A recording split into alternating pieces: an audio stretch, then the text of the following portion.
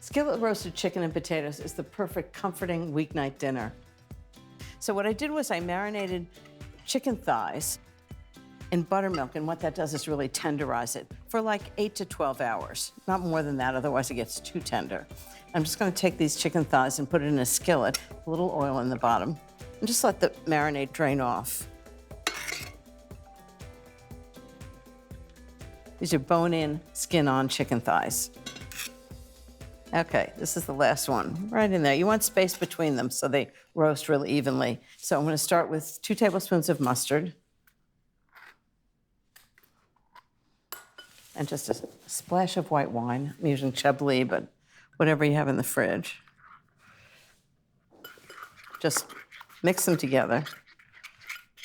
This really has great layers of flavor because the mustard and wine, and then I'm gonna add thyme. And you can just see it when it all bakes together. It's just fabulous. So this dish has chicken and potatoes together. I'm gonna cook the chicken first and then put the potatoes in. So you have a whole dinner. And this is just one skillet, no side dishes.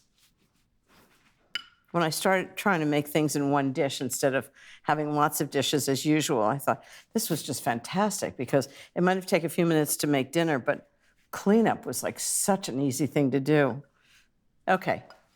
And then I'm going to sprinkle it with fresh thyme leaves. Next is a little sprinkle of paprika. Just gives a little smoky flavor to it. And then salt and pepper.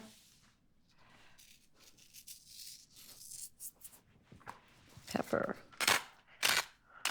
Nice thing about this dish is everybody loves it. Chicken and potatoes, what's not to like? Okay, into the oven, 350 degrees for 30 minutes.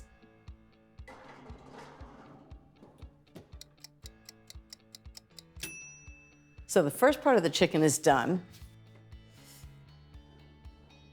Oh, this looks delicious, just as it is, but I'm gonna make it even better. It smells fabulous. See how the chicken and the paprika and the thyme all make it have so much flavor. So I'm just gonna take the chicken out. I'll show you what I'm doing. This is the key to one-pot cooking. It has several stages. So I've got 2 large Yukon Gold potatoes, and they're actually unpeeled, which is even better. And I'm just gonna put them right into the chicken juices and the flavors, the mustard and wine, everything that's in the bottom of this pan. Just slice them about 1/4 half-inch thick. And then I'm gonna flavor them. Can't have potatoes without garlic. So I've got a tablespoon of garlic, just goes on top of that. Salt and pepper. This is just a great weeknight meal. It's so easy to do. You do the first stage, have yourself a glass of wine, do the second stage, and dinner's ready. I'm just gonna toss the potatoes in the juices so they really get into the flavor of the potatoes. All those chicken juices and mustard and wine. Sounds good, doesn't it? Okay, now I'm just gonna put the chicken right back on. And then it goes back in the oven and finishes cooking. So you've got everything together in one dish. You don't even need a side dish. Just want to get all the juices. Okay, I'm gonna get this back into the oven. I'm gonna tell you what happens next.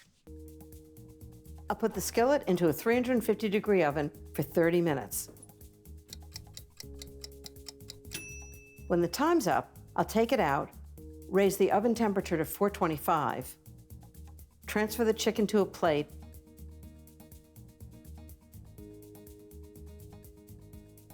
and cover it loosely with foil.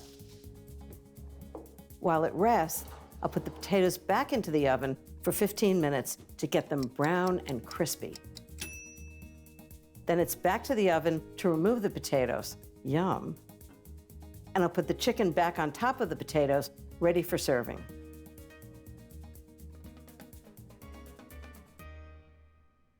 And that's it. I mean, the chicken is moist and tender, and then the potatoes have that garlic and all the chicken juices. It's fantastic. I'm just gonna add a little bit of parsley, just because I can't stand not having as much flavor as possible, and a little bit of chive.